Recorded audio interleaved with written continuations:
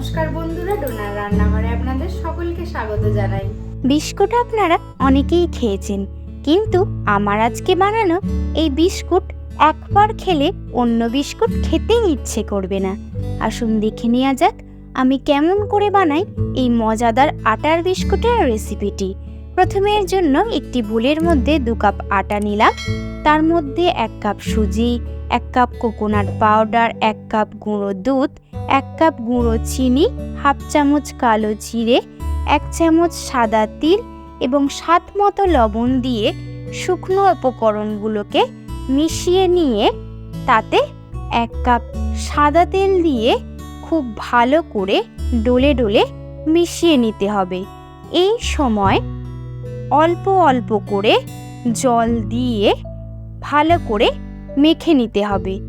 যখন হাতের মুঠোর মধ্যে এরকম দলা পাকিয়ে যাবে এবং বালির মতো ভেঙে যাবে, তখনই শক্ত একটা ডো বানিয়ে নিতে হবে।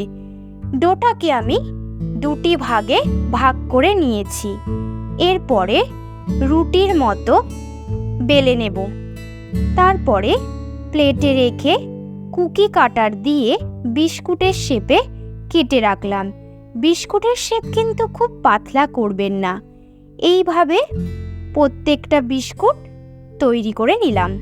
কড়াই তেল অল্প গরম করে বিস্কুটগুলোকে তার মধ্যে দিয়ে উল্টে পাল্টে ভেজে নিলাম। তৈরি হয়ে গেল আটা দিয়ে তৈরি সুস্বাদু বিস্কুট। এখন আমি একটা ভেঙে দেখাচ্ছি বিস্কুটটা কতটা খাস্তা হয়েছে।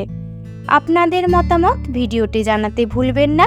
আর ভিডিওটি যদি ভালো লেগে থাকে প্রিয়জনের সাথে শেয়ার করে সাবস্ক্রাইব করে নেবেন।